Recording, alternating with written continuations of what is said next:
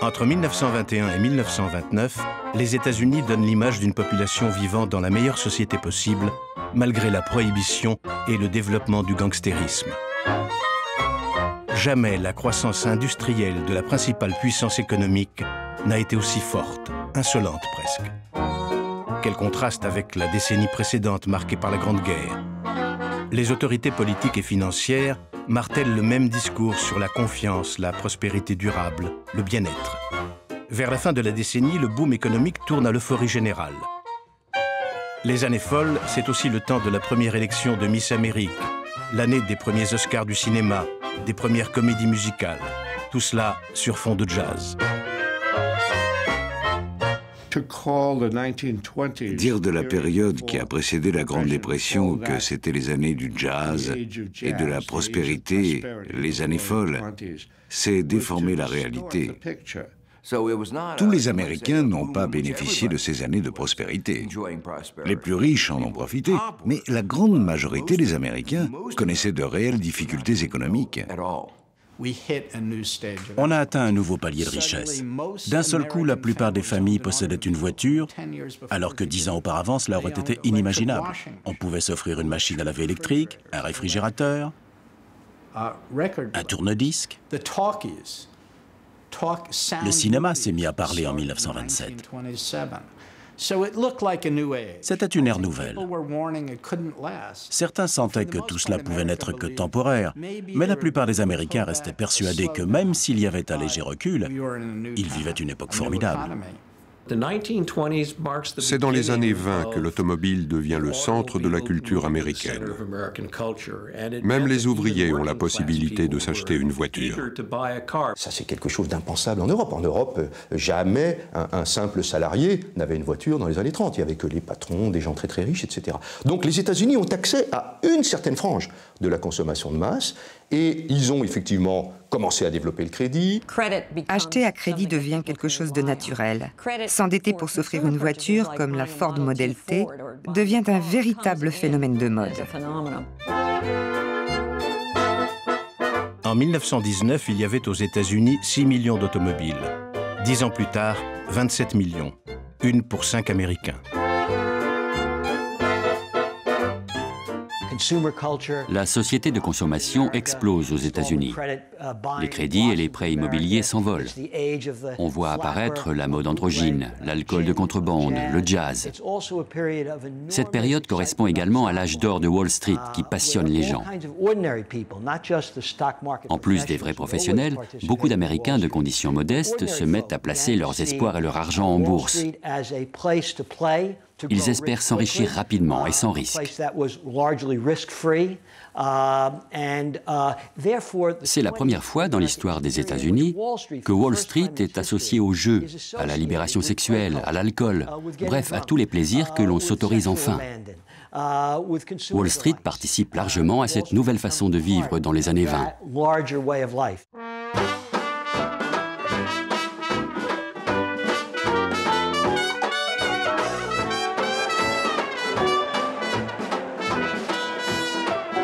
Les Américains se jettent à corps perdu dans le boursicotage. En 5 ans, les cours de la bourse ont été multipliés par 4. L'indice Dow Jones est passé de 100 à près de 400. Une hausse qui paraît incompréhensible, démesurée au regard de l'économie réelle. Ébloui, fasciné par l'éclat de l'argent et par la facilité avec laquelle le New York Stock Exchange, Wall Street pour les initiés, le fait fructifier, les Américains retournent leur poche. En 1929, 2 milliards de dollars sont investis sur le marché. Tout le monde s'est mis à acheter des actions. Pour la première fois dans l'histoire des États-Unis, la bourse s'est retrouvée au cœur de la culture américaine. La prospérité était si forte, si constante depuis des années, que tous ceux qui n'avaient jamais pensé à essayer de s'enrichir, qui n'avaient jamais envisagé de jouer à la bourse, commençaient maintenant à le faire. La bourse devenait le sujet le sujet de tous les ménages. Tout le monde pensait que c'était un nouvel Eldorado et les ménages investissaient leurs économies dans la bourse comme un casino. Les Américains ont toujours essayé de devenir riches le plus vite possible, mais dans les années 20, ça paraissait plus facile que jamais. Et la bourse était la meilleure façon de le faire. C'était une nouvelle façon de s'enrichir. Vous achetiez une action 20 $ sans avoir la moindre notion de ce qu'était la bourse. Et le lendemain, elle en valait 23, et le jour suivant, 27. Tout ça sans lever le petit doigt. Les gens se disaient « Mon Dieu, c'est si simple de faire fortune. Pourquoi faire autre chose ?» Et on en est arrivé à un point où la bourse est pratiquement devenue une sorte de drogue. En Europe, le marché boursier était réservé à une élite aristocratique, et seuls les riches achetaient des actions. En Amérique, la bourse se démocratisait. C'étaient des gens simples, des ouvriers, des salariés, des cireurs de chaussures, des femmes au foyer, des gens comme vous et moi. Le phénomène est extraordinairement nouveau et leur fait tourner la tête. C'est une époque où les chauffeurs de maître conduisaient en ayant la tête légèrement penchée en arrière pour écouter leur patron discuter des nouvelles imminentes d'un rachat de telle entreprise par telle autre. Donc il y a une vraie euphorie collective. Les gens auraient été fous de ne pas participer. Il suffisait de se baisser pour ramasser de l'argent. On ne pouvait que suivre le troupeau. John Raskob, le patron de General Motors, assurait à tout le monde que l'économie des années 20 était stable et resterait prospère. Il a écrit un article paru dans le magazine Ladies Home, dans lequel il disait « Tout le monde a le droit d'être riche ». Et il expliquait comment faire. Cet article est paru un an avant le krach boursier de 1929. John Raskob écrivait « Avec seulement 15 $ par mois bien placés à la bourse, je vous garantis un gain de 80 000 $ en un an ou deux. » La presse économique le salue comme un visionnaire. À Wall Street, c'est la ruée vers l'or. Des millions de gens voulaient être dans le feu de l'action et placer leur argent en bourse. Dans n'importe quel endroit du pays, on pouvait trouver des bureaux équipés de téléscripteurs qui donnaient les cours de Wall Street. Il y avait des téléscripteurs dans les salons de coiffure, dans les trains, les bars, les paquebots. Pour la première fois, spéculer en bourse faisait partie de la vie de tous les jours.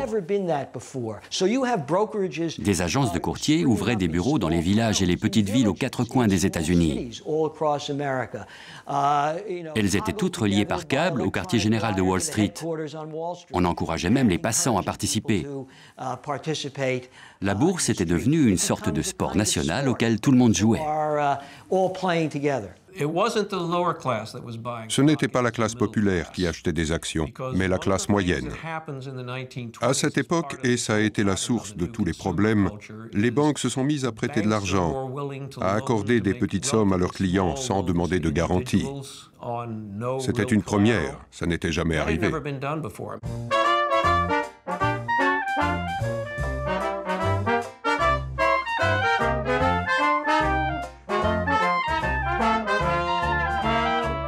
Un Américain sur 3 confie ses économies au prestidigitateur de Wall Street. D'autant plus qu'il n'est même pas nécessaire d'avoir les capitaux disponibles. Les agents de change font crédit aux particuliers. Les banques avancent l'argent frais et font travailler leurs capitaux. Les courtiers empochent de confortables commissions. Et tout le monde fait fortune. On achète aujourd'hui pour vendre demain. Et avant que l'on vous réclame l'argent emprunté, vous avez déjà revendu. Les sociétés d'investissement prolifèrent et prospèrent. On en crée une par jour.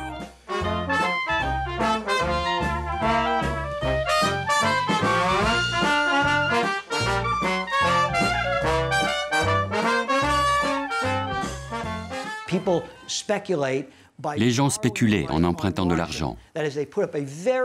Il suffisait d'avancer une petite somme pour acheter des actions, 10%, 20%, ou parfois même moins. Le crédit était disponible, les gens étaient confiants, peut-être même un peu trop confiants, escomptant que ces spéculations seraient rentables. Ils ont donc pris d'énormes risques en investissant dans le marché. Tant que le prix de l'action montait, la somme avancée en garantie était couverte. C'était un jeu d'enfant. Vous doubliez votre mise de départ. Mais quand les prix ont commencé à chuter, il a fallu rembourser la différence entre le montant emprunté et le prix actuel de l'action, et en liquide.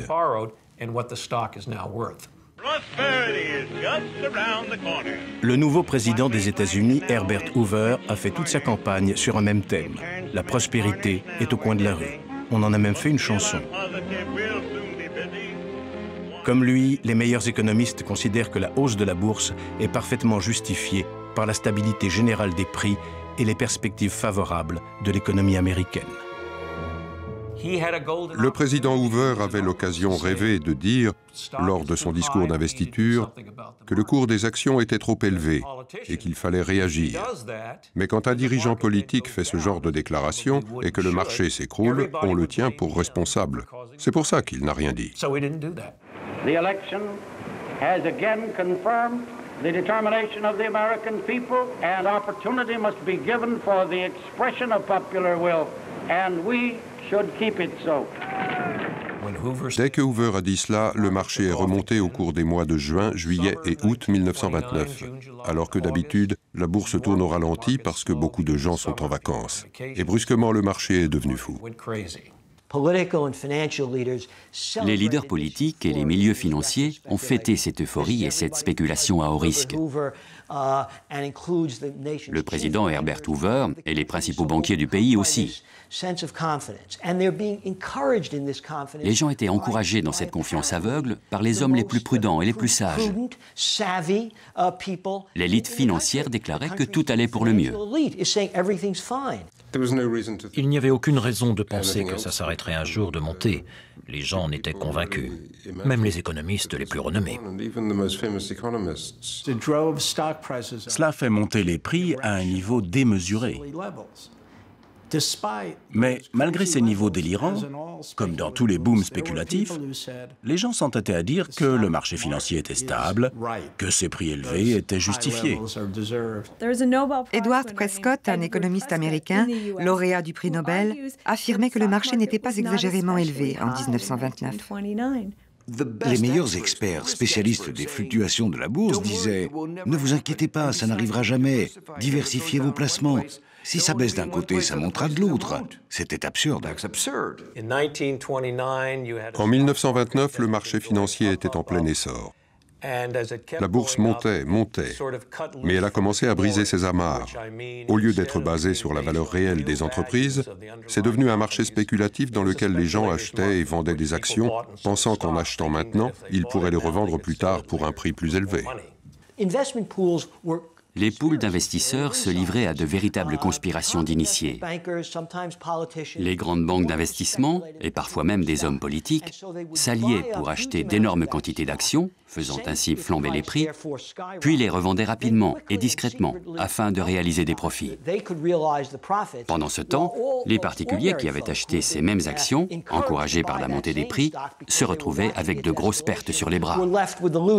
Ce processus-là, il y a un moment où il se déconnecte de l'économie réelle.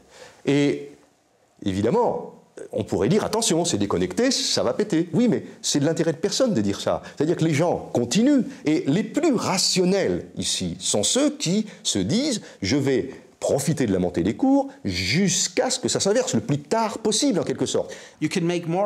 On pouvait gagner encore plus en prenant encore plus de risques. Mais prendre plus de risques entraîne une augmentation du prix des actions et donc vous pousse à emprunter de grosses sommes. Tout cela a engendré une structure qui, une fois fissurée, s'est totalement effondrée.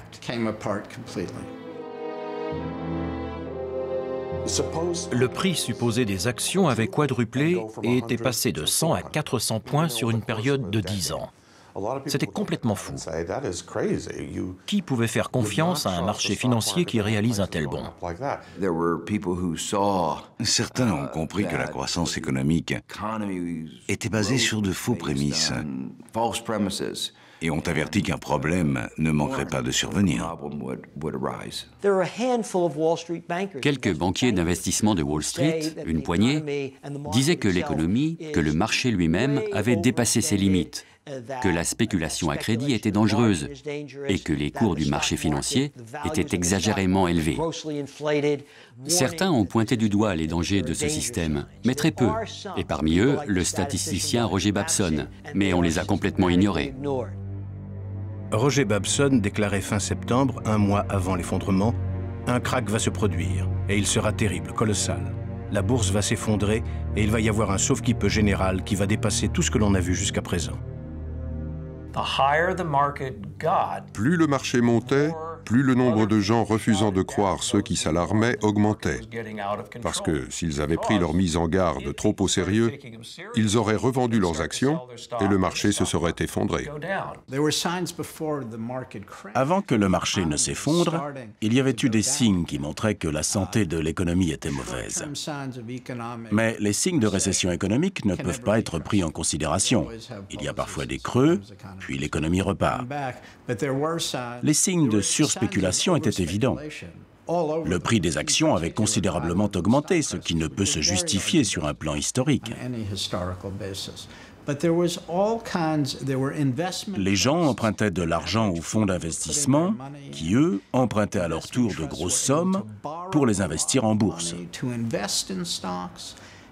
De leur côté, les particuliers pouvaient acheter des actions sans être couverts, sans garantie. Il y a eu plusieurs signes qui montraient qu'une catastrophe allait arriver. La bourse a commencé à vaciller en septembre et début octobre, elle s'est mise à chuter. Puis vers la 3e semaine d'octobre, elle a commencé à s'écrouler. Et ça, c'est en principe le signe que la bulle est sur le point d'éclater. Et en effet, elle a explosé en octobre 1929. Le krach de 1929 a été comme un formidable ouragan où tous les éléments se rejoignent au mauvais moment et au mauvais endroit.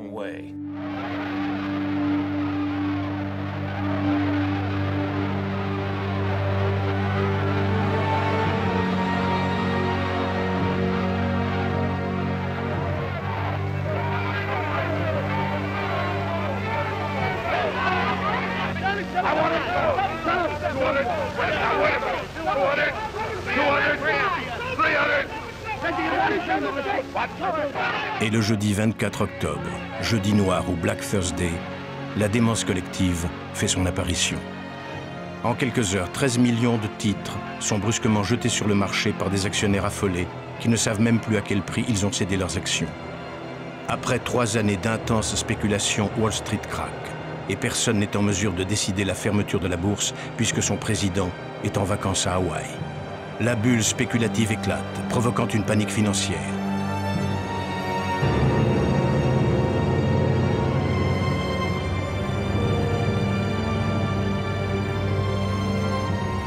Par un effet de domino, c'est l'ensemble de la bourse qui s'effondre.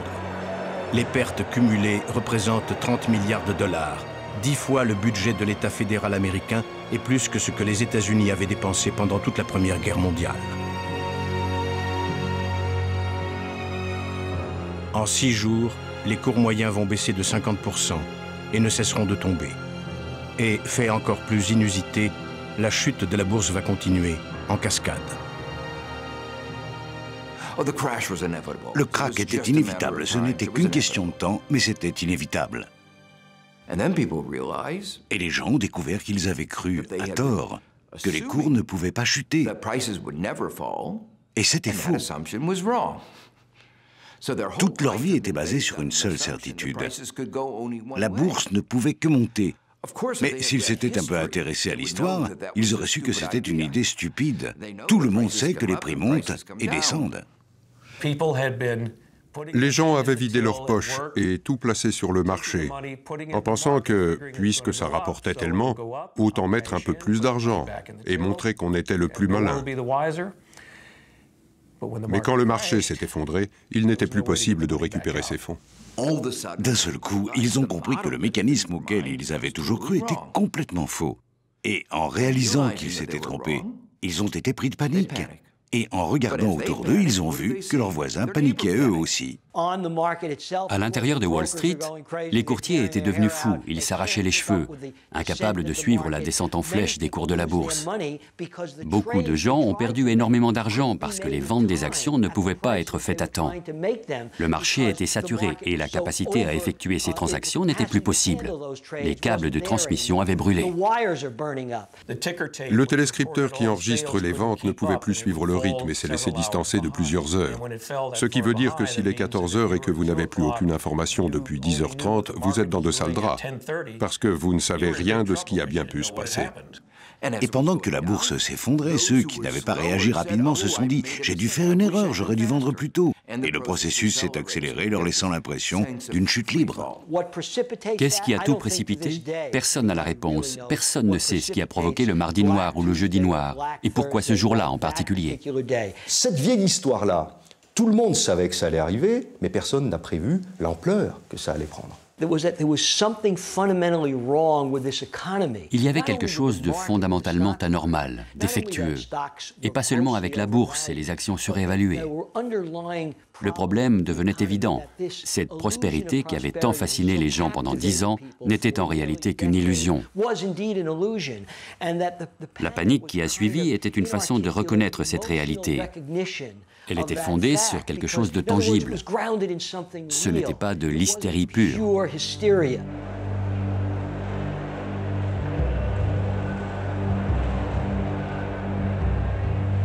À l'intérieur de la bourse, c'est comme une gare au moment des grands départs, écrit le Wall Street Journal. Un Niagara de liquidation. Hommes et femmes se bousculent pour essayer de comprendre ce qui se passe. Perdus devant ces chiffres et ces lettres incompréhensibles pour un profane, mais qui signifient la ruine. Sur le sol, des ordres de bourse froissés par milliers, comme des douilles de balles sur un champ de bataille, selon le New York Times. L'effondrement de la bourse est censé avoir provoqué toute une vague de suicides à Wall Street. C'est même devenu un sujet de plaisanterie. On a vu des dessins humoristiques où des banquiers de Wall Street sautaient par les fenêtres. C'est une légende très exagérée.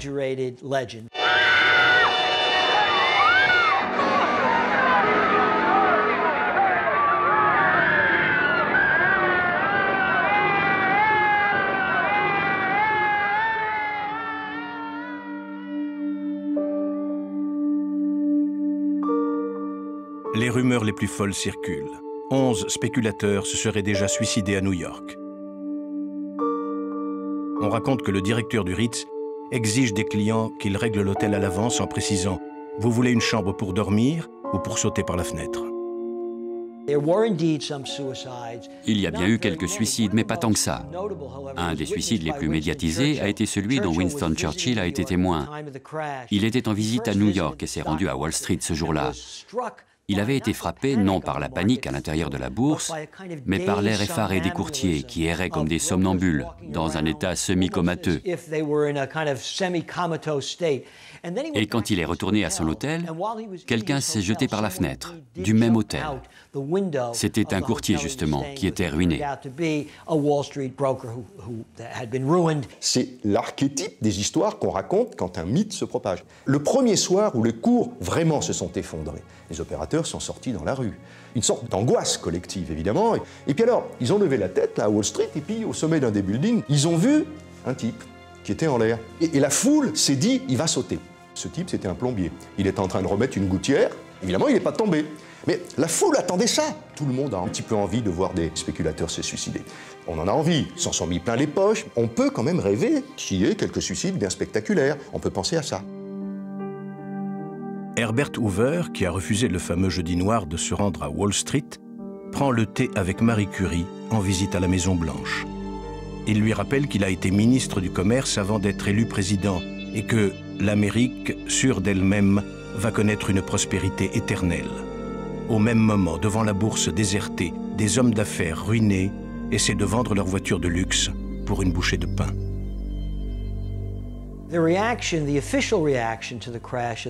La réaction officielle au krach boursier a été un mélange de choc et d'incrédulité. Les dirigeants se sont dit, si on rassure les gens en leur racontant que tout va s'arranger, le marché va immédiatement remonter. John Rockefeller est allé acheter des actions devant les caméras pour montrer qu'il avait confiance en la solidité de l'économie. John Rockefeller, l'homme le plus riche du monde, a vu fondre son patrimoine de 80%. In the 93 years of my life, depressions have come and gone. Prosperity has always returned and will again. Il a essayé de rassurer tout le monde en disant que ce n'était qu'une baisse temporaire. Il a même repris des centaines d'actions pour montrer qu'il croyait toujours en la solidité du marché. Mais ça n'a servi à rien. Herbert Hoover, le président des États-Unis, a déclaré que la base même de l'économie était saine, qu'il n'y avait pas lieu de paniquer ni d'avoir peur. Mais tout le monde paniquait. Et la panique est irréversible. C'est extraordinaire. Elle a même son propre son. 10 000 personnes se sont rassemblées devant la bourse de New York. Toute la ville était terrifiée. On a fait venir les policiers, juchés sur leurs chevaux, imaginant qu'il allait y avoir une révolution, comme pendant la prise de la Bastille. Ça allait être la prise de la bourse. Et la foule n'a plus bougé et fait le siège de Wall Street pendant des semaines. Un murmure sourd montait de cette foule, comme un léger rugissement. C'était le son de la panique, le son de l'anxiété.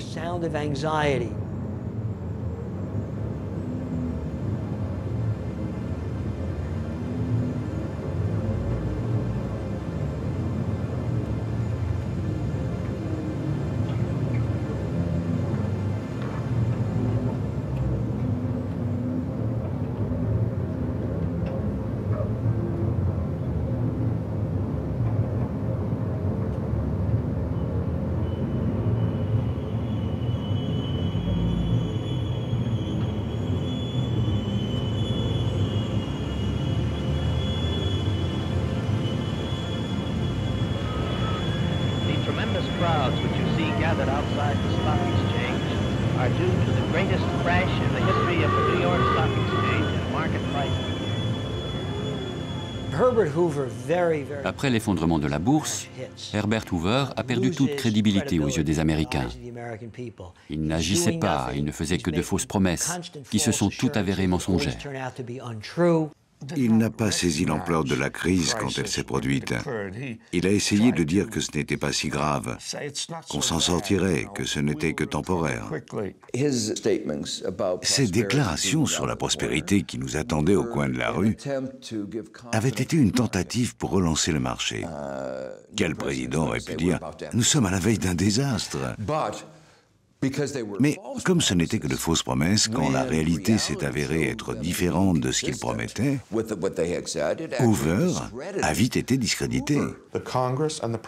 Le Congrès et le président auraient pu se présenter sur les marches du Capitole et déclarer « Nous nous rendons compte que notre action a été destructrice ». Mais ils ne l'ont pas fait.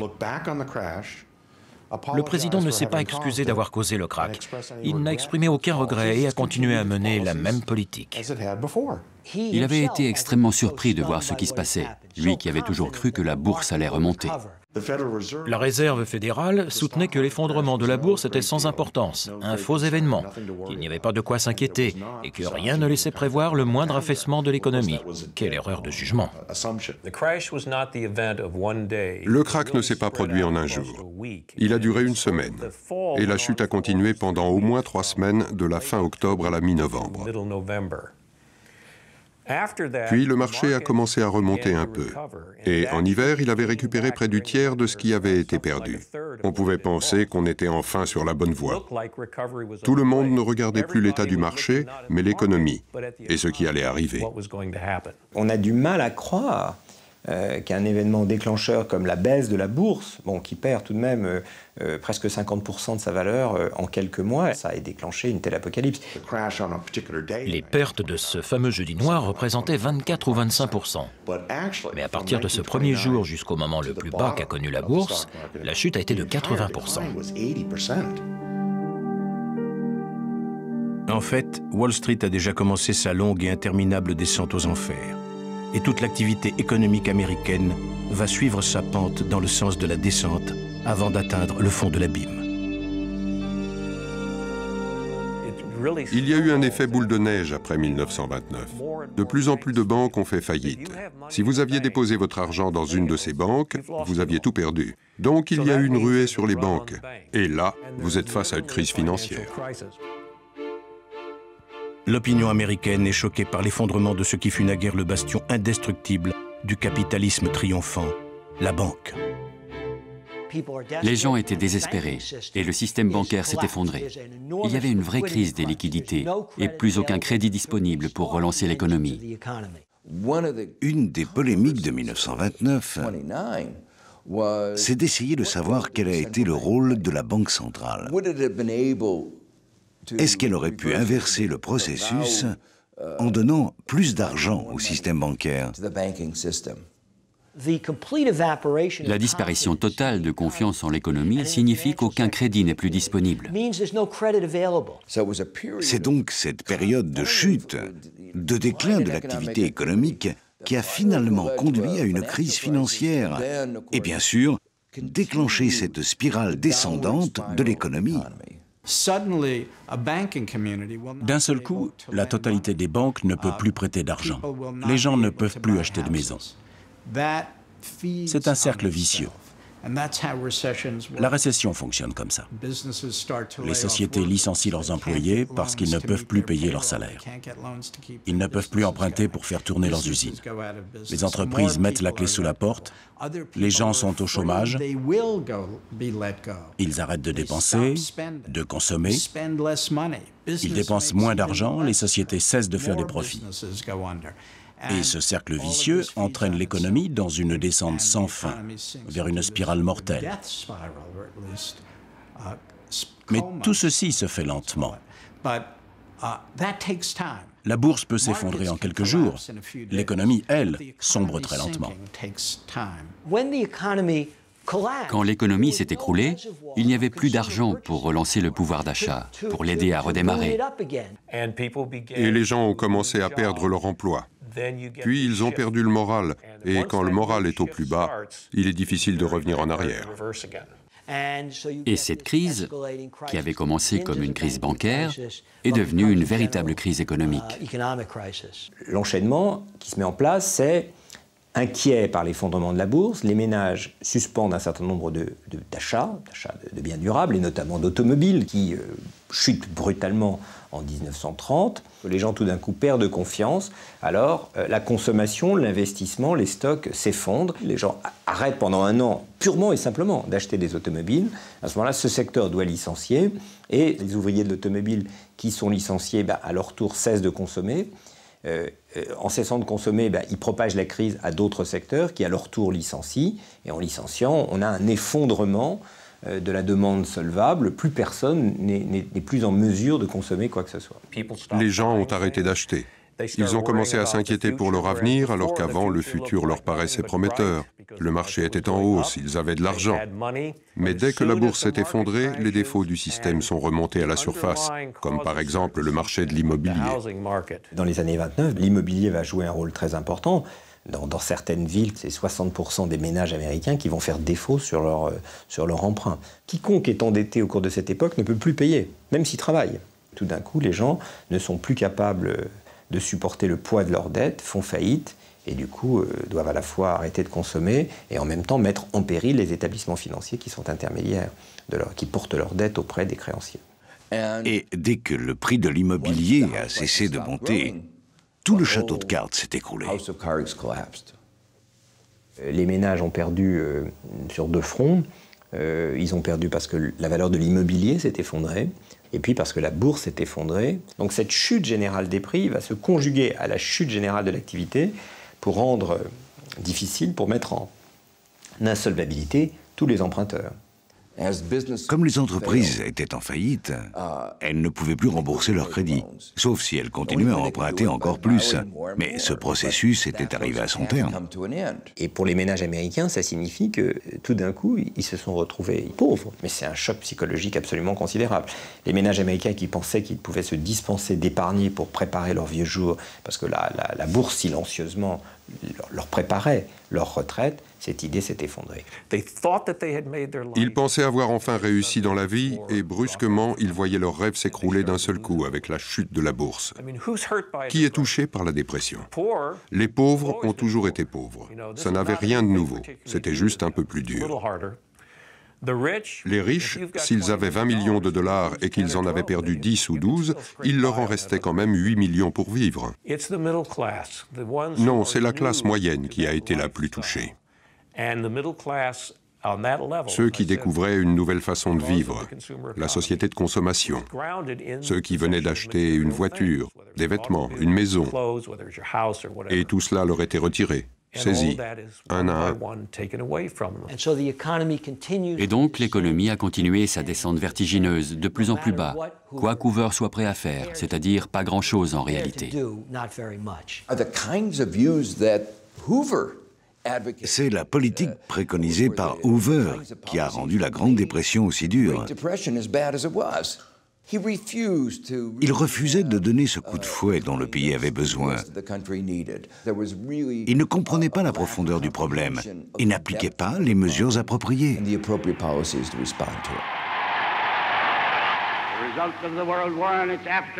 Pour restaurer la confiance des milieux financiers, Hoover a décidé de rapatrier d'urgence aux États-Unis tous les capitaux prêtés à l'Allemagne. Une mesure dévastatrice et une erreur monumentale.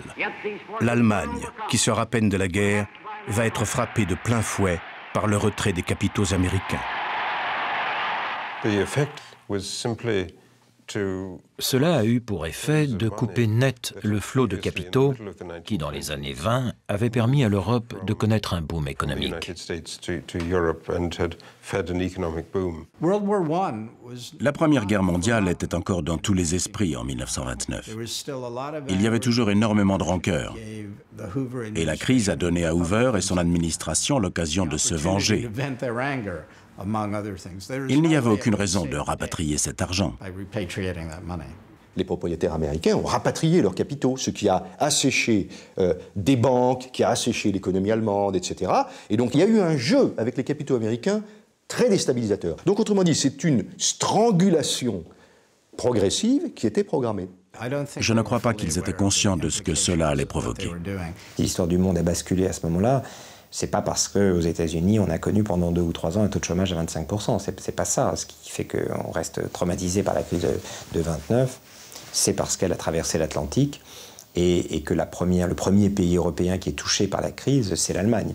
Et la raison pour laquelle l'Allemagne est la première touchée, c'est que la reconstruction allemande n'a pu être faite en Allemagne que par le financement de capitaux américains qui se sont immédiatement retirés au premier moment de la crise de 1929, retirant le tapis sous les pieds de l'Allemagne et la faisant basculer.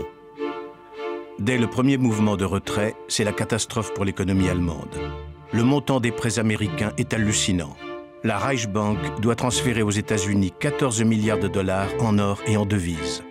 Les épargnants sont ruinés, les banques vides, assiégées. La façon dont fonctionne le système économique mondial a certainement contribué à étendre la crise en Allemagne. Et cela a débouché sur une contraction de l'économie. C'est un des facteurs qui l'a entraîné vers le fond. Ce qui n'était qu'un problème local, une crise limitée aux États-Unis, s'est transformé en dépression sur toute l'Europe, touchant ainsi un continent qui souffrait déjà depuis 10 ans d'une économie très faible. Contrairement aux États-Unis, qui s'étaient considérablement développés pendant les années 20, l'Europe souffrait encore des effets désastreux de la Première Guerre mondiale. Elle commençait tout juste à reconstruire ses industries, son économie agricole et le reste. L'Allemagne avait connu une situation économique désastreuse au cours des années 20. L'horrible inflation de cette décennie avait failli faire disparaître toute une partie de la population de conditions modestes à cette époque. Et tout cela était en grande partie lié aux conséquences des conditions terribles du traité de Versailles. Ces dettes, liées au dédommagement de l'après-guerre et aux emprunts effectués, pesaient sur leur économie. Et finalement, la crise s'est propagée des États-Unis à l'Europe. Les capitaux américains l'Allemagne en avait besoin. Parce que pour financer justement les réparations dont une partie ont été payées, eh bien, l'Allemagne s'est endettée. Quand on voit l'accord qui avait été signé, et quand on voit ce que la France a fait subir à l'Allemagne à cette période, et ce que l'Angleterre, soutenue par les États-Unis, a fait, nous avons détruit l'équilibre de l'Allemagne et sa fragile démocratie. Et la France a tout fait pour favoriser l'extrême droite. On est parti de l'idée, puisque l'économie allemande va mal, c'est que c'est bénéficiaire pour la France. Et ça, c'était faux. Il y a eu en fait un processus dans lequel, à mon avis, les Français se sont révélés aveuglés par leur désir de revanche, et il fait l'erreur colossale. Et évidemment, la crise est arrivée là-dessus. La crise n'a rien arrangé. C'est une république qui recommence à exister, à respirer. Et c'est 1929 qui a cassé cette dynamique, qui a immédiatement, sur un corps fragilisé par les crises antérieures, rouvert la plaie. Alors pour moi, il n'y a pas de doute possible que c'est la crise de 1929 qui a provoqué cette montée aux extrêmes. Et la crise est venue frapper un corps malade, fatigué, qui n'a trouvé d'issue que dans le nazisme. En Allemagne, la production industrielle s'effondre. Les faillites se multiplient. Le nombre de chômeurs dépasse les 6 millions, alimentant la désillusion et la colère de la population. Des marches de la faim ont lieu dans plusieurs villes.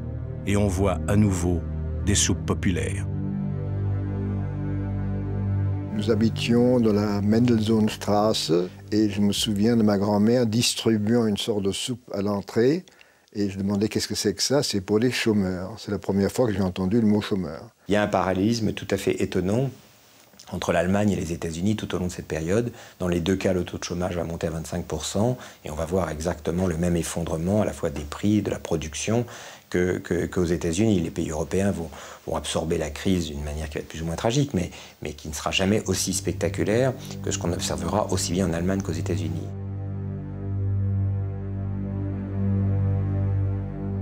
Aux États-Unis, les ondes de choc de l'effondrement de la bourse ne se sont pas encore apaisées que commencent à se faire ressentir les effets du terrible et irréversible engrenage de la récession. La production industrielle a baissé de moitié. Des milliers de familles ne peuvent plus compter que sur la soupe populaire pour se nourrir. L'économie ne s'était pas améliorée et en juin, il n'y avait toujours pas le moindre signe de progrès. Le printemps est généralement la saison propice au rebondissement de l'économie, mais rien n'avait bougé. Puis le marché a chuté à nouveau jusqu'en octobre. Et à partir d'octobre 1930, le pays a sombré dans la dépression.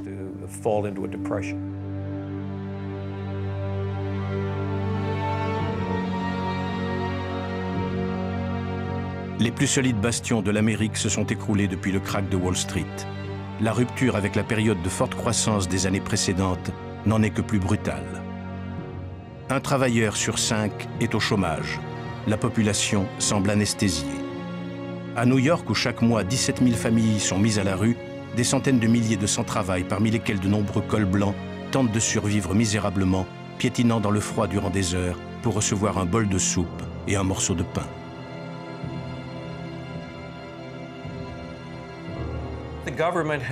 L'État n'avait aucun filet de protection, aucun programme d'aide sociale. Il n'y avait pas d'assurance chômage. Les gens qui se retrouvaient sans emploi étaient jetés à la rue et ne pouvaient se tourner que vers des œuvres de charité privées. Et ces organisations étaient débordées.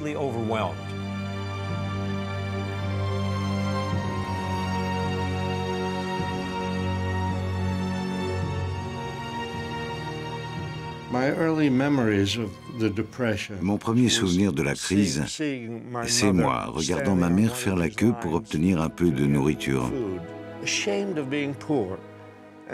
Elle avait honte d'être pauvre, honte d'avoir à demander de l'aide. Ça m'a beaucoup marqué parce que c'était si douloureux de la voir dans cette file, attendant de recevoir de quoi nous nourrir. Quand la crise s'est aggravée, nous avons quitté notre appartement misérable pour un taudis. Une autre chose dont je me souviens toujours dans ma propre famille, c'est mon père. Il était garçon de café, mais quand la crise est arrivée, il y avait moins de travail et donc mon père a dû faire beaucoup d'autres choses. À son grand désespoir, il est devenu vendeur de cravates. Je me souviens que j'avais honte quand j'allais à l'école et que je le croisais vendant des cravates dans les rues. Aujourd'hui encore, j'ai tellement honte d'avoir eu une telle réaction. Il a également été laveur de carreaux, mais il a dû arrêter car il s'est blessé en tombant. Je revois aussi mon père balayant les rues, faisant ce genre de travail. Et c'est ça qui était un des aspects terribles de la tragédie qu'a été cette dépression. C'était gravé sur le visage des gens. Ils se levaient tôt pour chercher du travail, mais ils savaient qu'ils ne trouveraient rien. Et ils passaient leur journée assis sur un banc. Ils se sentaient inutiles. On pouvait difficilement échapper à cette dure réalité. Vous pouviez aller n'importe où, la dépression était visible partout.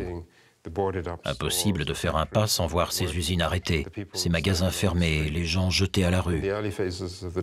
Au début de la crise, beaucoup d'hommes continuaient à s'habiller comme s'ils se rendaient à leur travail. Ils ne voulaient rien dire à leur famille. Ils avaient trop honte de leur avouer qu'ils n'avaient plus d'emploi. Et ils passaient leur journée dans la rue en tenue de travail, juste pour ne pas être chez eux, pour être ailleurs.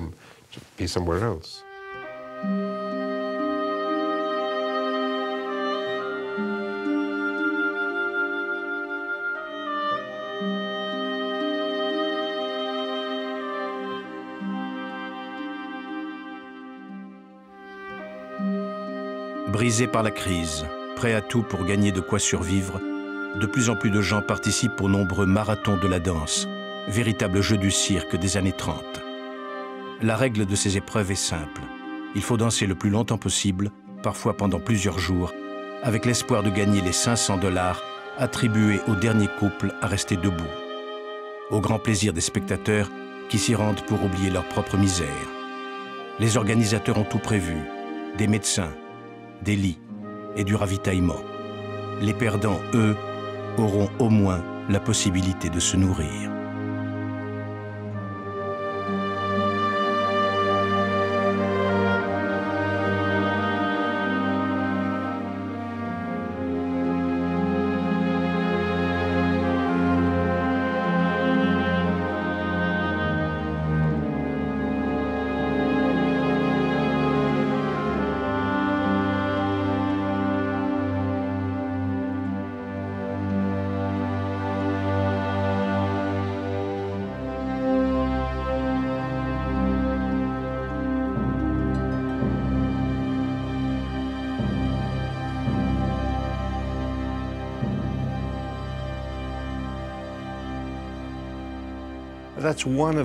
C'est une des choses dont je me souviens.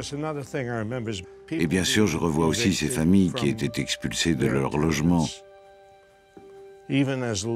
Aussi bas que soit le montant du loyer, ils n'avaient plus de quoi payer. Et la police arrivait, saisissait leurs meubles et les mettait sur le trottoir. Je me souviens, j'étais encore un petit garçon et je voyais tous ces meubles jetés dans la rue. Je regardais la mère en larmes, désespérée. Les familles ne perdaient pas seulement leur maison, c'était également une humiliation pour elles de voir toutes leurs affaires étalées aux yeux de tous, montrant à tout le monde qu'elles ne pouvaient plus payer leur loyer.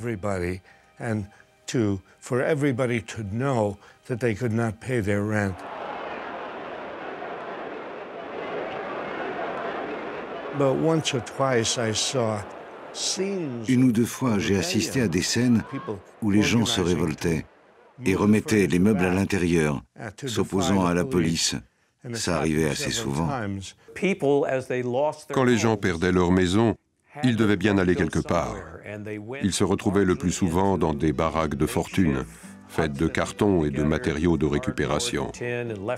Ils dormaient dans les grottes de Central Park. Il y avait des bidonvilles un peu partout en Amérique, habités par les sans-abri. On leur avait donné le nom de Hooverville, pour se moquer du président Hoover.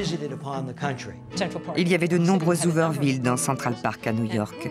Pendant des années, ces bidonvilles ont été la honte de notre société. Once I lived the life of a millionaire. Spending my money, Lord, I didn't care. I carried my friends out for a mighty good time, buying bootleg liquor, champagne and wine. Then I begun to fall so low. Didn't have no money and no place to go.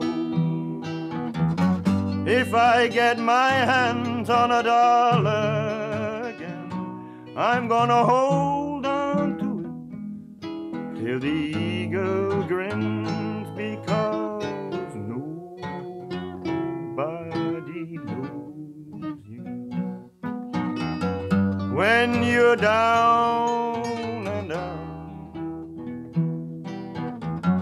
In your pockets, not one penny, and your friends you have not any. But when you get on your feet again, everybody wants to be your long-lost friend. It's mighty strange.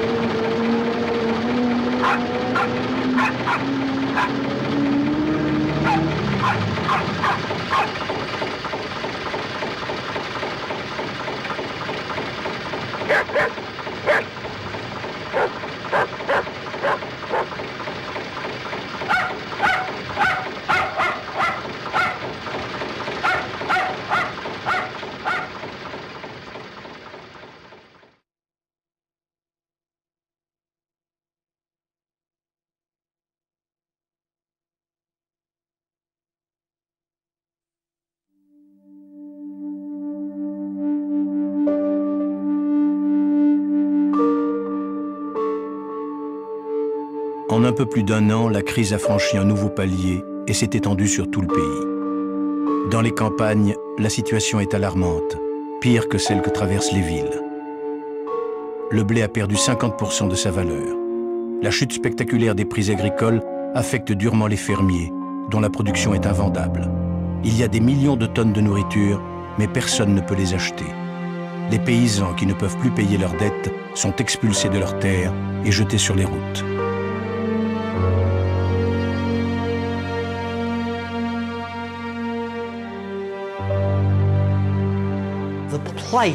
Tout le monde pouvait s'identifier à cette détresse.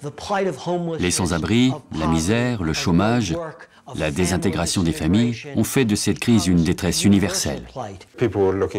Les gens cherchaient de nouveaux endroits où aller travailler. Ils traversaient le pays, fuyaient les régions agricoles particulièrement touchées par la crise.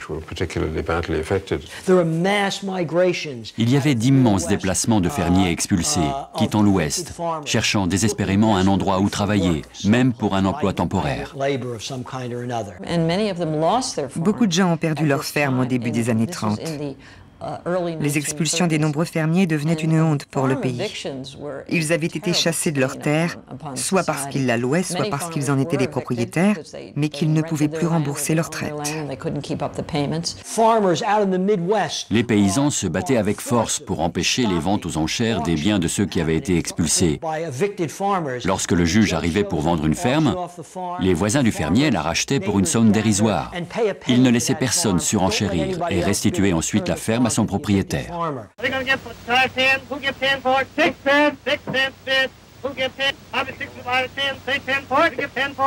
it out. We can't use that stuff. We've got to go back to the mule. I got a dime for 15. 15 I got. 20.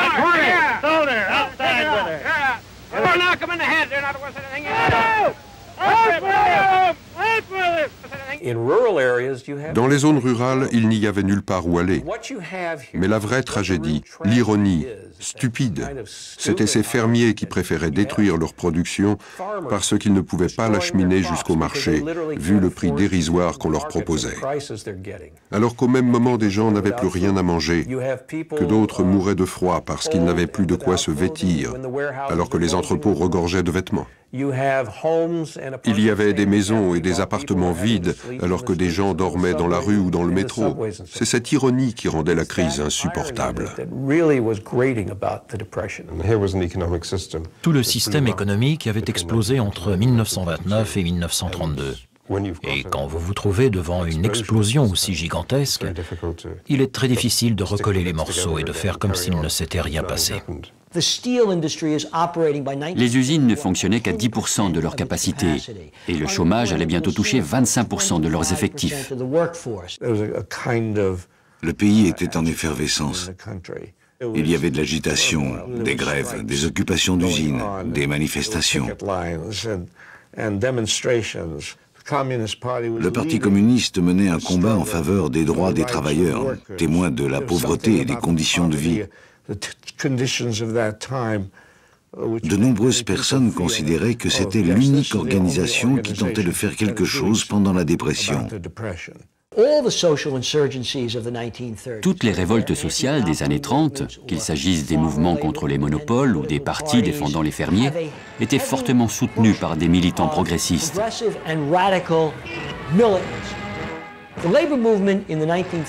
Le mouvement ouvrier n'aurait jamais existé sans le rôle vital joué par les partis communistes et socialistes. Alors à partir de là, un cycle s'enclenche, c'est un cycle de répression. Et en fait, la violence va apparaître, il va y avoir des manifestations, il va y avoir des morts, il va y avoir tout ça. Mais il n'y a pas du tout de vraie révolte. Et il va donner lieu à des images chocs, à des révoltes sporadiques. À Dearborn, là où Ford a licencié les 3/4 de ses salariés, il y a eu des émeutes où là aussi, la police tire sur les manifestants.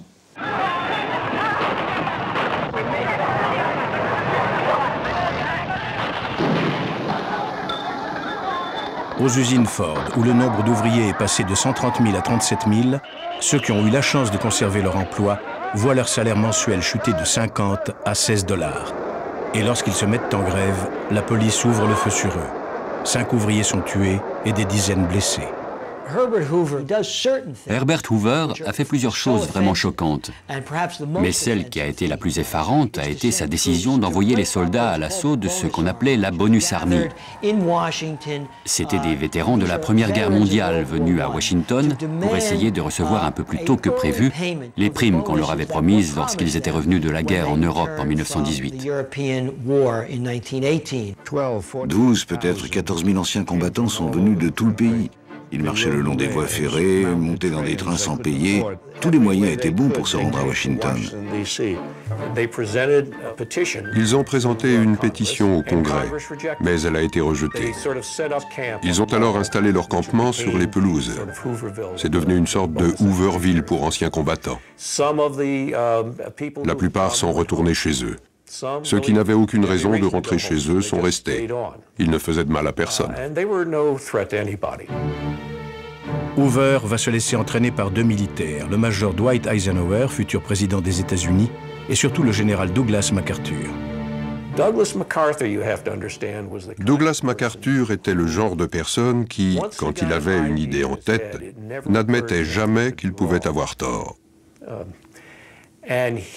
Il a décidé que ces gens représentaient une menace pour la République, qu'ils allaient prendre d'assaut le Congrès. Ce n'étaient que des familles, pas des soldats.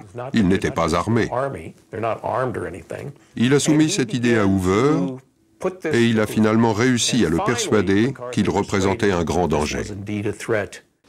Et Hoover a ordonné à ses troupes de leur tirer dessus. Ça a été un vrai désastre. Commandé par le général MacArthur, 4 escadrons de cavalerie, une colonne d'infanterie, baïonnettes au canon, le masque à gaz à la ceinture et 6 tanks vont donner l'assaut et mettre le feu aux baraques du campement.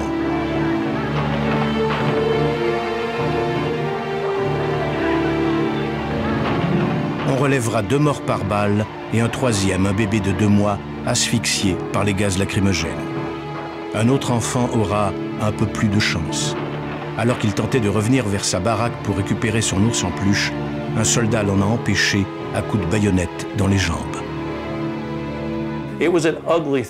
Ça a été quelque chose d'horrible. Les Américains ont pensé qu'Herbert Hoover était devenu fou. Cela a anéanti le peu de crédibilité qu'il lui restait. MacArthur, étant ce qu'il était, a dû quitter ce monde en étant persuadé qu'il avait sauvé la République d'une révolution. Le plus ironique dans l'histoire, c'est que ces généraux qui allaient devenir célèbres lors de la Deuxième Guerre mondiale, Eisenhower, MacArthur, nos deux héros militaires, s'étaient attaqués aux héros de la Première Guerre mondiale. Et ça a rendu les gens furieux. Ça a été tellement brutal, cette indifférence inhumaine à la détresse de ces Américains. Cet incident a complètement détruit la réputation de Hoover, qui n'était déjà pas grande à cause de sa politique économique. Ça a été catastrophique pour sa cote de popularité. What we'd like to know is which corner. We've turned so many corners now, we're dizzy. But still I'm positive we'll soon be busy. Hoover, avec réticence, a commencé à mettre en place un minimum d'aide. Mais les mesures qu'il a prises n'ont jamais été à la hauteur de l'ampleur de la crise. Elles étaient bien loin d'être suffisantes face à la gravité de la situation. Franklin Roosevelt était gouverneur de New York à cette époque. Il a essayé d'instaurer des programmes d'aide sociale pour alléger toute cette misère, tellement visible dans des grandes villes telles que New York. Roosevelt, bien sûr, était riche, d'un milieu bourgeois, et donc assez éloigné des difficultés que rencontraient les pauvres. Mais sa femme, Eleanor Roosevelt, allait dans les quartiers pauvres, voir les conditions de vie des gens. Elle a vu de ses propres yeux l'effroyable niveau de pauvreté, de détresse. Roosevelt a donc pris connaissance de toute cette misère par l'intermédiaire de sa femme. Tout le monde attendait Eleanor Roosevelt. Elle était à la fois les yeux et les oreilles de son mari. C'est elle qui allait un peu partout pour voir comment vivaient les gens, puisque Roosevelt était dans l'incapacité de se déplacer. Car Roosevelt, qui a été terrassé par la poliomyélite en 1921, est confronté à un problème qui n'a pas de précédent dans l'histoire. Il est infirme, et pourtant il va se présenter à la prochaine élection présidentielle contre Hoover.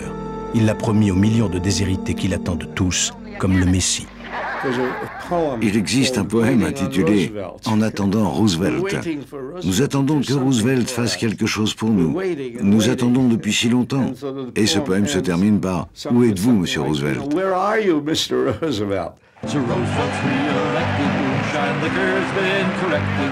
Le 2 juillet 1932, la convention du Parti démocrate choisit Franklin Roosevelt comme candidat à l'élection présidentielle. Il y prononce pour la première fois le mot de New Deal. I pledge myself to a new deal for the American people.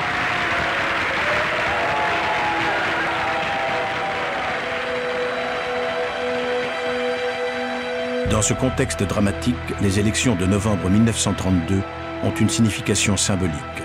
Roosevelt a promis d'enrayer les effets dévastateurs de la crise de 1929 avec des mesures telles que la réforme du système bancaire, l'assurance d'une monnaie saine et des aides économiques et sociales. Mais ce qui va convaincre les électeurs, c'est à son grand désespoir sa promesse un peu hâtive d'abroger l'amendement qui interdit la consommation d'alcool, c'est-à-dire la fin de la prohibition. Franklin Roosevelt l'emporte par 23 millions de voix contre Hoover, qui en obtient seulement 16.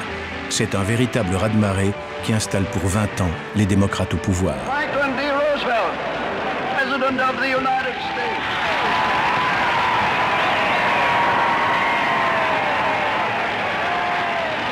Let me thank you again and tell you that I hope to see you all very soon and bid you an affectionate good night. En ce mois de novembre 1932, où les États-Unis viennent d'élire Roosevelt, l'Allemagne, elle aussi, est au carrefour de son destin. La crise économique a précipité de nombreux Allemands inquiets, désespérés, dans les bras de Hitler. Les capitaux rapatriés aux États-Unis lui ont apporté un succès foudroyant. Ils ne vont tout de même pas installer un peintre en bâtiment dans le fauteuil de Bismarck, s'était interrogé Roosevelt. J'ai encore souvenir très précis d'un certain nombre de chants hitlériens et des drapeaux à croix gammée vraiment partout. Tout d'un coup, on se retrouve devant les hitlériens qui siègent d'ailleurs au Reichstag en uniforme, qui dans la rue commencent à battre les gens et la terreur commence à s'installer dès l'automne 1932. L'anxiété, la peur et la recherche de boucs émissaires qui accompagnent toujours ce type de désespoir économique, déjà fréquent en Allemagne depuis des années, étaient maintenant de retour. On cherchait les responsables de l'effondrement, les communistes, les juifs. Mon père est donc directeur d'une clinique pédiatrique, professeur d'université, franc-maçon, électeur, père de famille et juif. Et Hitler l'a réduit à l'état de juif. Il a été chassé de l'université et j'ai été battu en classe comme petit juif. Alors, cela dans la cour de l'école, ça n'a pas laissé de traces, mais c'était très sensible. Les Allemands se sont convaincus que seule la pureté de la race pouvait être une solution à leurs problèmes. Dans l'idée d'Hitler, les Juifs étaient le poison à abattre. Il faut un bouc émissaire, il faut tuer l'autre. On peut voir comment une théorie du bouc émissaire, tout simplement, peut se mettre en place. Ce sont les Juifs qui étaient responsables parce qu'ils incarnent le capitalisme mondial et que donc forcément ils étaient aux côtés de l'Amérique. Hitler faisait moins de 2% des voix en 1929, donc il faudrait une extraordinaire concomitance d'événements pour qu'il passe de 2% à 33% entre 1929 et 1933. On dit souvent que les chômeurs ont amené Hitler au pouvoir, c'est absolument pas vrai. Quand on regarde leur vote, et même celui des ouvriers, c'est plutôt les classes moyennes qui ruinaient, déboussolées, et qui ont voté pour Hitler. Il est évident que l'effondrement total de l'économie est fortement responsable de la montée de Hitler. Mais il y avait des mouvements identiques dans un endroit aussi calme que les États-Unis. On voit apparaître des groupes fascistes contre les Juifs et en particulier contre les hommes d'affaires juifs de Wall Street, les accusant d'être responsables de la dépression, de n'être que des usuriers qui pillaient l'économie américaine. C'était une vieille habitude de la vie politique, longtemps enfouie, qui refaisait surface dans les années 30. Il y avait énormément d'antisémitisme à cette époque, même dans l'entourage de Roosevelt, où de nombreux juifs travaillaient. Nous n'avons jamais eu un passé irréprochable. Il y a eu des Américains célèbres qui n'ont jamais caché leur antisémitisme. Henry Ford, qui était une icône américaine, un des héros des États-Unis, était également le héros de Hitler. Hitler avait accroché une photo de Ford au siège de son parti à Berlin, parce que dans les années 20, Ford avait écrit une série d'articles, puis un livre, devenu un best-seller, intitulé « L'Internationale juive », qui racontait comment les hommes d'affaires juifs conspiraient pour détruire les fondements de la société américaine. Comment ils propageaient une culture décadente en produisant des films pornographiques et en publiant des romans où s'étalait le sexe. Comment ils étaient derrière les trafiquants d'alcool et responsables de toutes sortes de scandales. Ford dénonçait cette conspiration qui n'avait pour but que de s'attaquer à l'Amérique de ceux qui aimaient leur travail, qui se contentaient de peu et produisaient. Ford était devenu très populaire. Il aurait pu se présenter aux élections présidentielles dans les années 20 et être élu. De nombreux mouvements se créaient un peu partout. Des gens autrefois sensés adhéraient à des idées qu'on croyait disparues. La crise va accentuer la montée des populismes et des extrémismes. Un peu partout, on assiste à des poussées d'antisémitisme, de xénophobie, de racisme. Le Ku Klux Klan compte désormais 4 millions de membres, principalement dans le sud des États-Unis. Leur constitution précise « Notre devoir est de maintenir à jamais la suprématie de la race blanche et prône la haine des étrangers, des juifs et plus encore des noirs qu'ils pourchassent la nuit tombée pour les lyncher. » Les gens ont tendance à oublier la situation politique dangereuse dans laquelle se trouvait le monde. Aux États-Unis, la démocratie était menacée par les graves conditions économiques. Les années 30 fourmillent de signes montrant une forte poussée à droite, directement inspirée par les fascistes ou les nazis.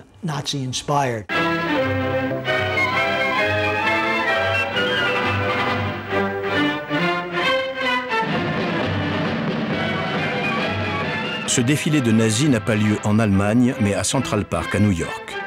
20 000 personnes, dont quelques 8 000 SA, membres des troupes d'assaut en uniforme, et des milliers d'adolescents américains, venus des camps de jeunesse organisés sur le modèle des camps des jeunesses hitlériennes, se dirigent vers le Madison Square Garden pour proclamer les droits des Blancs chrétiens, les vrais patriotes. Au cours du meeting, la foule qui conspue le nom de Roosevelt fait le salut nazi en criant « Heil Hitler ».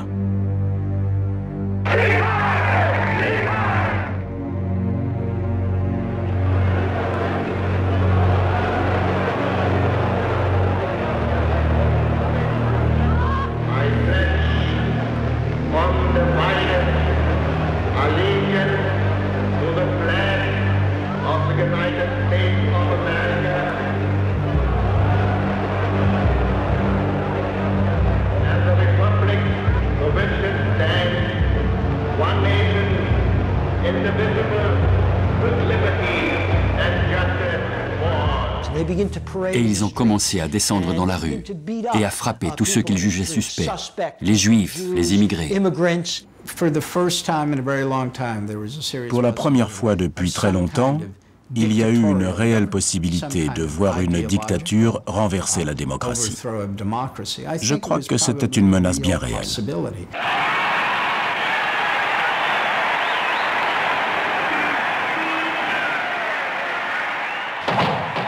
Le 15 février 1933, 2 semaines après l'accession de Hitler au pouvoir, Roosevelt échappe de justesse à un attentat alors qu'il prononce un discours à Miami. C'est le maire de Chicago qui reçoit les 2 balles à sa place. Il meurt en remerciant le ciel d'avoir épargné Roosevelt.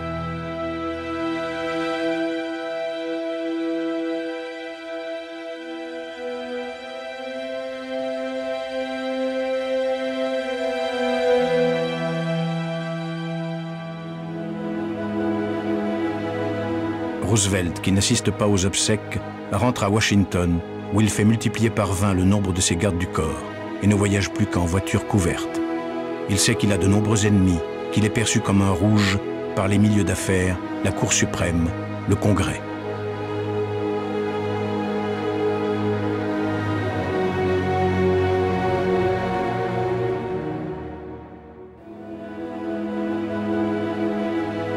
Dans la voiture qui conduit les 2 présidents vers le Capitole, Hoover n'adresse pratiquement pas la parole à Roosevelt. Il sait que le nouveau président ne va pas le ménager dans son discours d'investiture, et il ne sera pas déçu. Seul un fou peut nier les sombres réalités de l'heure. Ceux qui nous gouvernaient ont échoué parce qu'ils ne connaissaient que les lois du profit. 500 000 Américains lui ont écrit avant son entrée à la Maison-Blanche pour le saluer et l'encourager. Roosevelt va prendre ses fonctions. Il fait un effort surhumain pour donner à la foule l'impression qu'il marche, alors qu'il est littéralement porté par son fils et un garde du corps.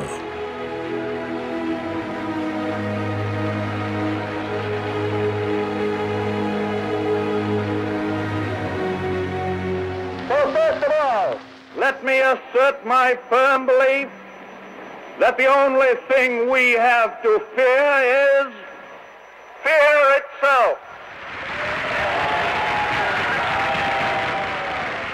Le jour de son entrée à la Maison-Blanche, le système bancaire était totalement paralysé.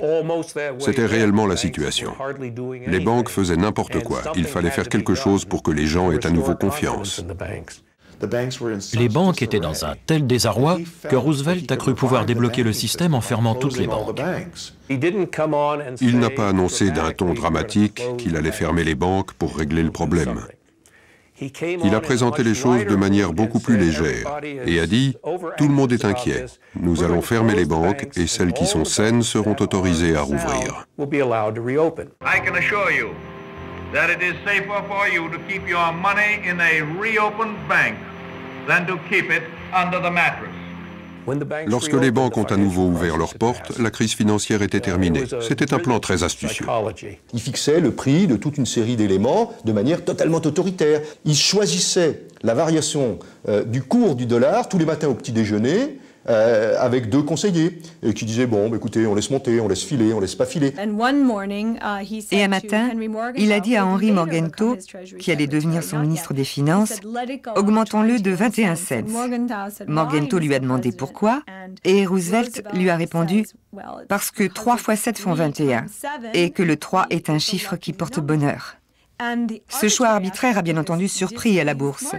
Comme l'a écrit plus tard Morgenthau dans ses mémoires, si quelqu'un avait su comment était décidé le prix de l'or, il aurait été effaré. Mais contrairement à Hoover, Roosevelt aimait expérimenter. Il était toujours prêt à écouter des avis différents, même s'il les désapprouvait. Il reconnaissait que la crise était grave et qu'il fallait faire quelque chose. Si ça ne marchait pas, il fallait essayer autre chose, ne pas rester les bras croisés. Roosevelt crée les bases d'un monde nouveau. Mais en même temps, la dimension mythologique, c'est qu'il n'y avait pas de plan concerté, c'était un tâtonnement généralisé. Les gens n'avaient rien à quoi se raccrocher en ces temps difficiles, aucun moyen d'acheter quoi que ce soit. Franklin Roosevelt a reconnu que cette crise de sous-consommation pourrait s'avérer fatale. Pour lutter contre la crise, il faut qu'on embauche des chômeurs à creuser des trous le matin, qu'ils reboucheront le soir.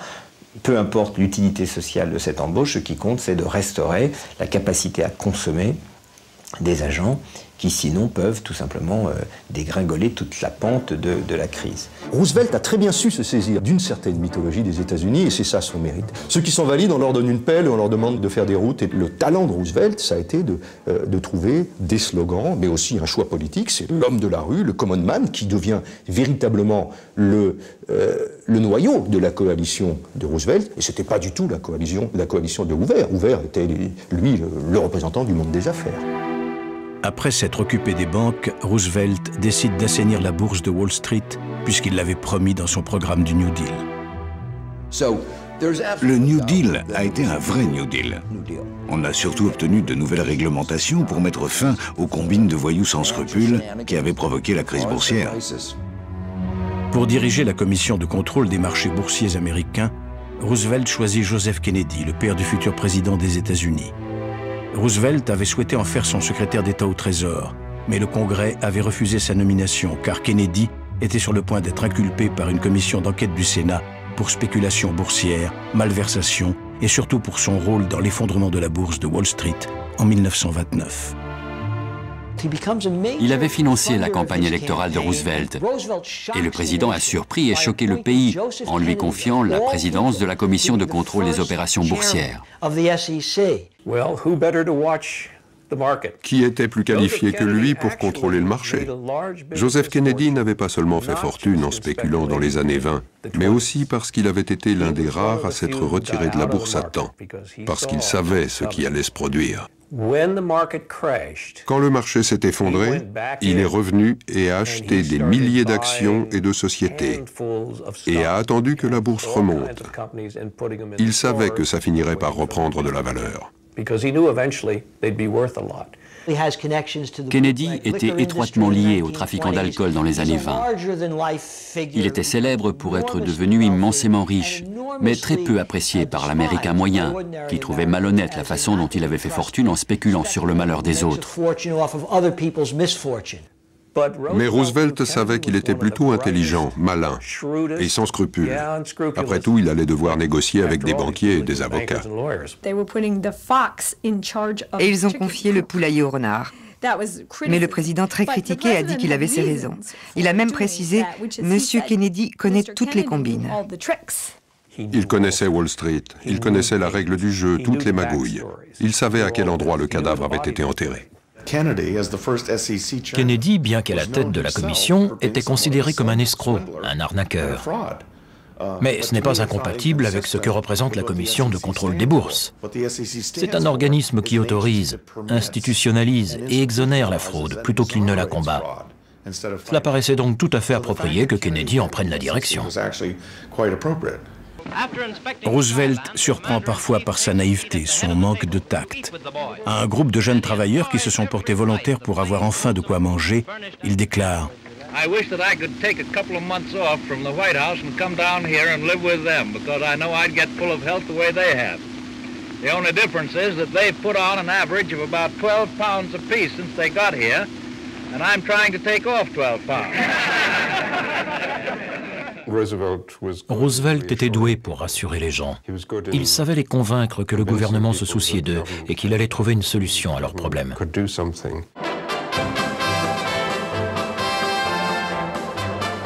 Précédé d'un grand show à l'américaine, Roosevelt lance son programme pour lutter contre les effets de la Grande Dépression et redynamiser une économie américaine meurtrie depuis le krach de 1929. 5 milliards de dollars y sont affectés afin de lutter contre le chômage. Plus de 3 millions d'Américains y seront employés et 8 millions 2 ans plus tard. Roosevelt fait voter 15 lois de la plus grande importance. Il établit un système de protection sociale, de retraite, d'assurance chômage. Il interdit le travail des enfants, la discrimination à l'embauche des Noirs et des femmes et institue un salaire minimum.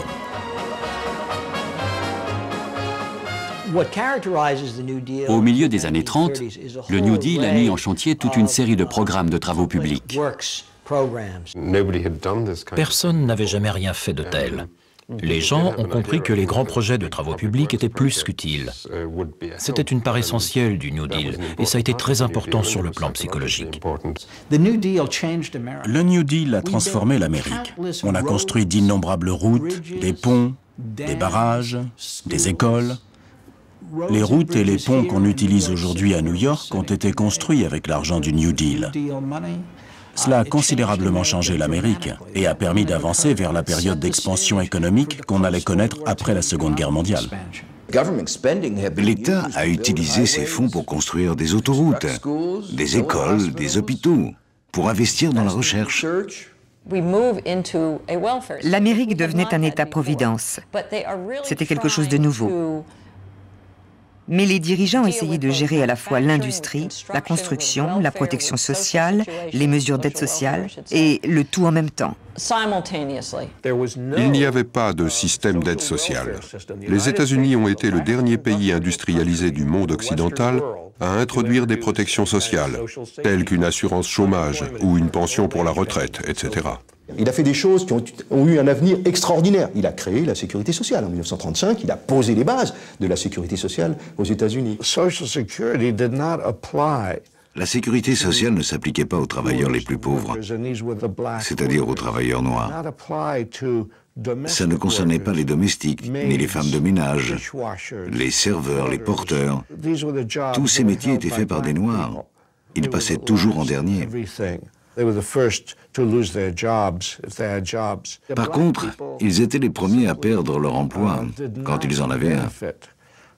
Contrairement aux Blancs, ils ne bénéficiaient pas des mesures du New Deal. Les Afro-Américains rencontraient les mêmes difficultés que les autres Américains, voire même pire, car ils partaient d'encore plus bas de l'échelle. Avec l'arrivée de la dépression, c'est devenu extrêmement difficile pour eux. Les anciens syndicats n'avaient aucun membre noir, puisqu'ils s'occupaient uniquement des employés qualifiés, ce qui n'était pas le cas des Noirs. Ils n'étaient pas admis dans les syndicats.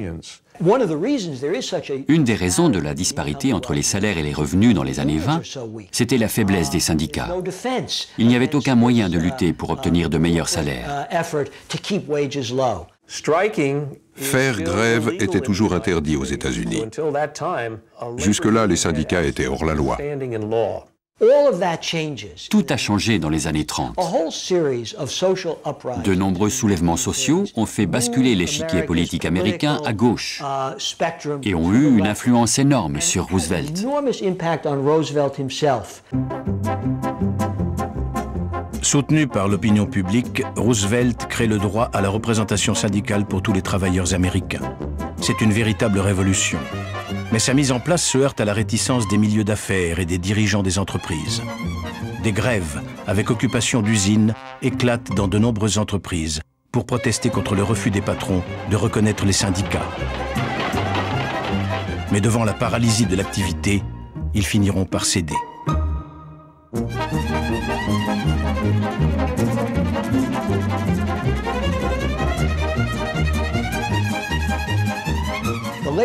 Le mouvement ouvrier a explosé. Des millions de travailleurs américains se sont syndiqués pour la première fois au cœur de l'industrie américaine. Et c'est ce qui a déclenché toute une vague de grèves et mis Roosevelt dans une situation très délicate. Je ne pense pas qu'il ait regretté de l'avoir fait, mais la situation devenait explosive. Il y avait une grève générale à San Francisco. Toute la ville était bouclée. À Minneapolis aussi, la grève paralysait la ville. Dans le sud, des centaines de milliers d'ouvriers qui travaillaient dans des usines de textiles se sont mis en grève. Le pays était en ébullition, en plein désarroi. Roosevelt en était conscient.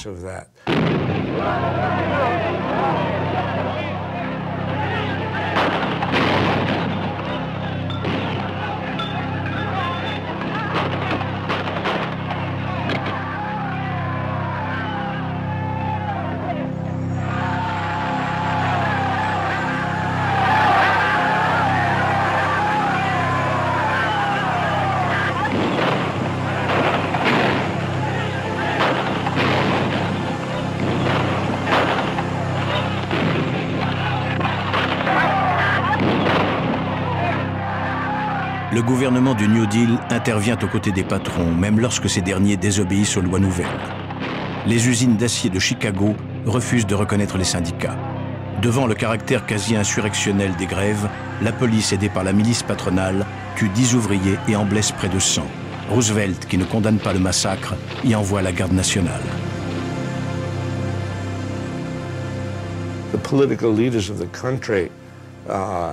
Les politiciens du pays, aussi bien républicains que démocrates, ont pris peur en voyant ces mouvements de révolte s'étendre.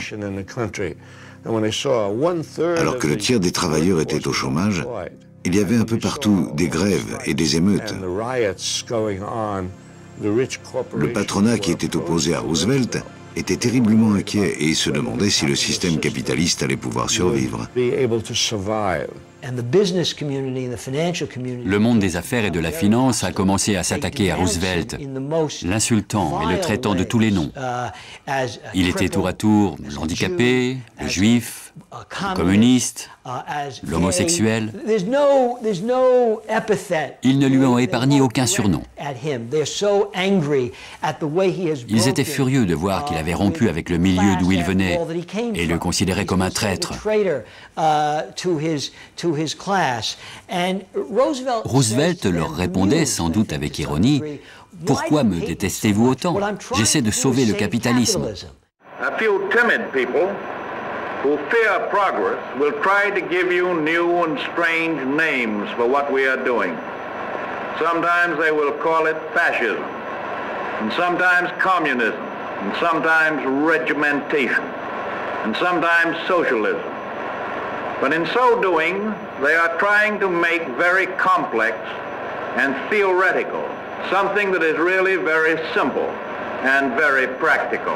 Roosevelt a pris quelques bonnes mesures. Certaines étaient utiles et d'autres complètement absurdes. Le seul secteur qui n'a connu aucune amélioration est celui de l'agriculture. Pour que les fermiers puissent survivre, Roosevelt obtient d'eux qu'ils diminuent leur production pour faire remonter les cours agricoles, en échange d'indemnités compensatoires. Mais cette politique est contestée par plusieurs économistes qui considèrent que le gouvernement effectue une destruction de richesses impossible à justifier et au détriment de la morale la plus élémentaire. La presse commence à critiquer Roosevelt, lui reproche son absence d'idéologie, de prendre des décisions contradictoires. Roosevelt est un caméléon sur une couverture écossaise, écrit le New York Times. Les fermiers étaient désespérés par la chute des prix de la production agricole. Ils ont demandé à Roosevelt qu'on leur verse des subventions pour qu'en échange, ils abattent leurs troupeaux et brûlent leurs récoltes, afin de faire remonter les prix. Ce qui était complètement fou, puisqu'au même moment, des gens mouraient de faim. Comment peut-on détruire d'excellents produits alimentaires sous prétexte qu'il y avait des surplus? C'est effrayant, une sorte de suicide. Les gens souffraient de la pauvreté et il y avait des régions où la famine continuait à s'étendre.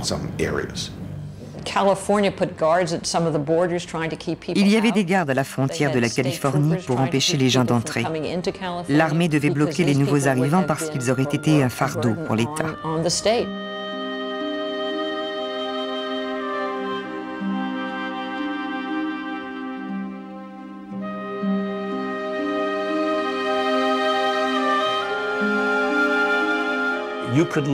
On pouvait littéralement voir les stigmates de la dépression sur le visage des gens, comme l'ont montré les photographies de Walker Evans ou d'autres. On pouvait y lire l'angoisse. C'était une sorte de cancer qui dévorait le cœur du peuple américain. Et une des photographies les plus célèbres de cette époque montre une mère émigrée près d'une ferme, en Californie. Elle était venue de l'autre bout du pays avec ses enfants pour chercher du travail.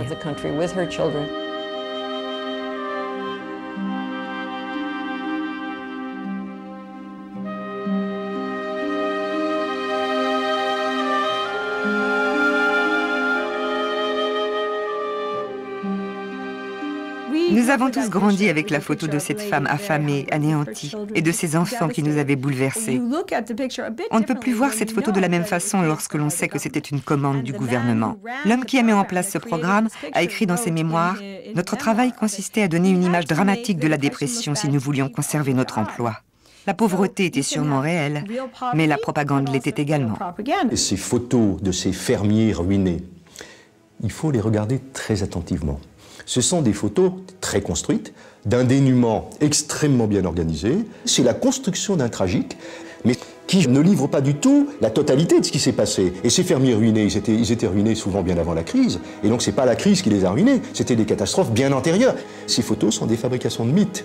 Et il faut les prendre comme telles. Il y a toute une famille, et puis il y a un lit avec des barreaux, et puis un petit enfant qui est tout nu par devant. Il y a un mélange de crasse et de dignité qui, je crois, évoque un mythe, mais qui n'est pas du tout de l'ordre du témoignage brut. C'est un témoignage extraordinairement élaboré pour construire ce mythe, mais qui ne répond pas du tout à l'ensemble des manifestations de l'époque. Les ennemis du New Deal considèrent ces photos comme de la propagande. Et c'est vrai que c'en était. Mais une nouvelle culture était en train de naître, une culture de solidarité populaire. C'était complètement nouveau pour l'Amérique. C'était de la propagande, mais bien plus que de la propagande. C'est un nouveau mode de vie qui est né dans les années 30.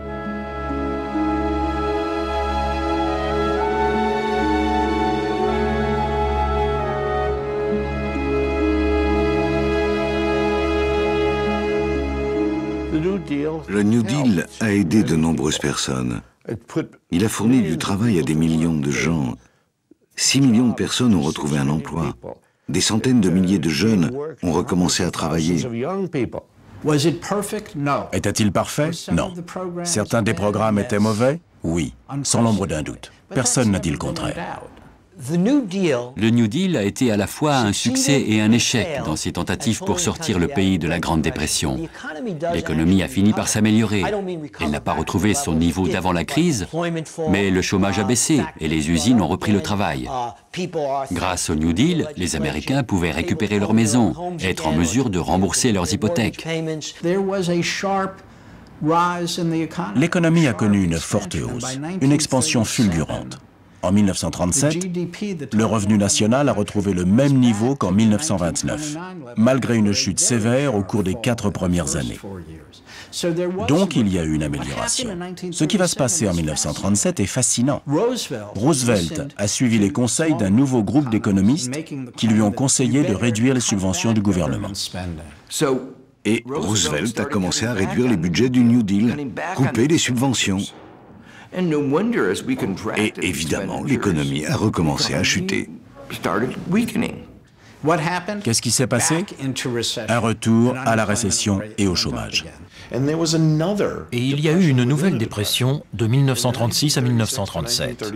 Il est donc faux de dire que le New Deal a mis fin à la Grande Dépression.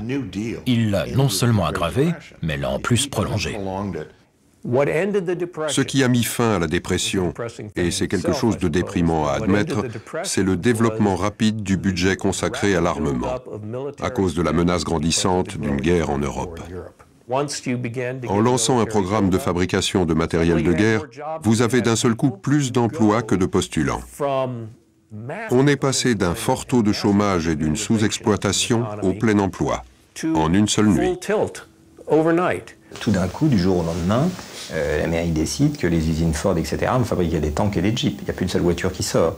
Donc l'effort de guerre, c'est un effort de production, mais du point de vue du taux de chômage, etc., oui, il n'y a pas de doute que ça a joué son rôle. En plus de la production d'armements à grande échelle, il fallait aussi fabriquer tout ce dont les soldats avaient besoin. Des camions, des vêtements.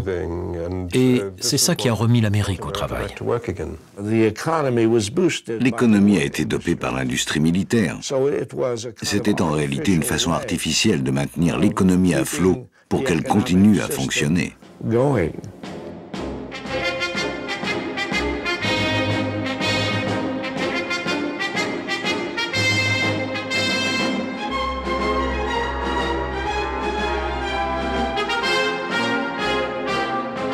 Tous les efforts de Roosevelt n'ont même pas réussi à rendre à l'économie son niveau d'avant le jeudi noir.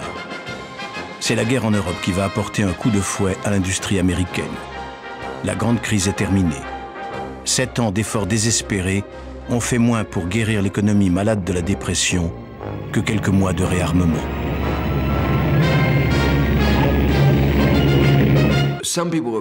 Certaines personnes en ont tiré les mauvaises conclusions et ont affirmé que les dépenses militaires étaient indispensables pour sortir de la crise. Cela n'a aucun sens. Aucun sens. We must be the great arsenal of democracy. For us, this is an emergency as serious as war itself. Les dépenses du gouvernement pour fabriquer des bombes étaient indispensables pour nous protéger contre le fascisme. En mars 1938, les armées allemandes occupent l'Autriche sans tirer un seul coup de feu. La Deuxième Guerre mondiale vient de commencer. Et c'est essentiellement la Seconde Guerre mondiale qui a mis fin au chômage aux États-Unis. C'est tout à fait vrai. Il a fallu attendre 1940 pour voir disparaître le chômage. Est-ce que la guerre nous a sortis de la dépression? Ça me gêne de l'admettre, mais en effet, elle y a certainement contribué. Toutes ces mesures de relance, à l'échelle de la Seconde Guerre mondiale, ouvraient une période de prospérité qui allait durer jusqu'à la génération suivante, bien après la guerre. Et en 1944 et 1945, la question qui terrorisait les Américains était « Lorsque la guerre sera terminée, est-ce que la Grande Dépression reviendra ?»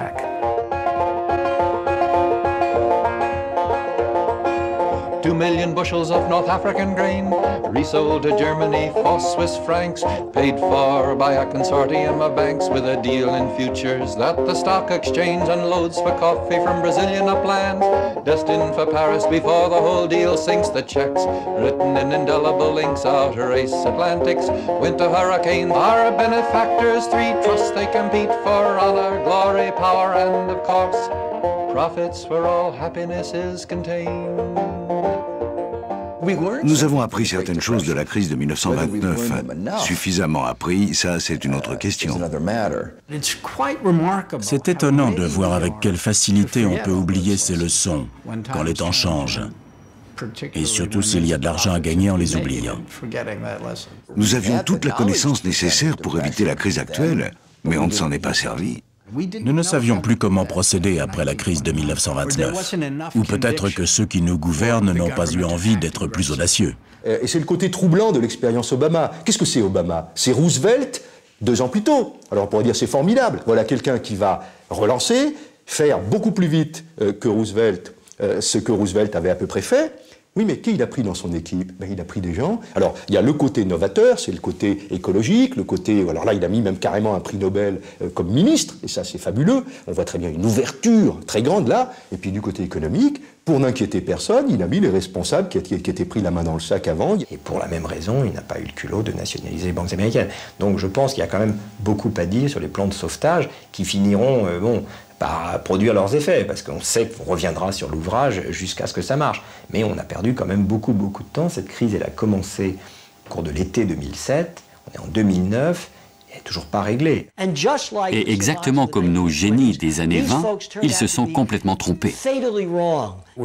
Ils disaient qu'il n'y aurait jamais plus de krach ni de dépression. Et c'était faux, bien sûr.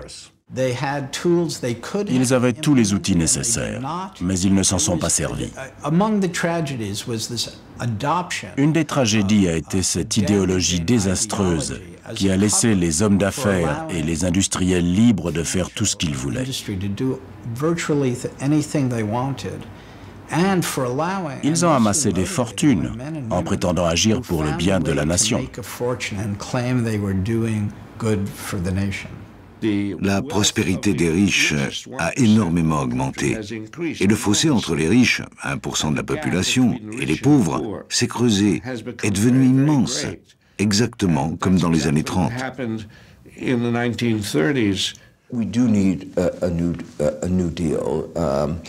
Je crois que nous avons besoin d'un nouveau New Deal. L'ancien New Deal a été utile à un moment précis pour lutter contre la Grande Dépression. Mais le monde a énormément changé en 75 ans. Nous sommes aujourd'hui beaucoup plus riches que nous l'étions à l'époque. Mais cette richesse n'a pas été répartie équitablement. Le niveau de cupidité n'a jamais cessé d'augmenter dans l'indifférence générale. Et cette cupidité a joué un rôle majeur dans la spéculation financière et nous a conduit à ce désastre. Nous avons laissé les banques exploiter les plus pauvres d'entre nous. Des millions d'Américains ont perdu leur maison et toutes leurs économies. Ils sont devenus des proies, victimes de véritables prédateurs, tout le monde le savait. C'est un système injuste. Les pauvres n'ont personne pour les défendre. Nous vivons dans un monde qui dispose de tellement de ressources, et pourtant, 1 milliard de personnes tentent de survivre avec moins de $1 par jour. Et 40% vivent sans doute avec moins de $2. Je continue à croire que nous parviendrons à réformer les institutions économiques et du rôle essentiel que cela pourrait jouer. Je ne sais pas si je suis réaliste ou optimiste quand je dis ce genre de choses. Je suis réaliste quand je dis que tout cela doit changer, mais je ne suis pas sûr de l'être encore quand je crois que cela se fera un jour.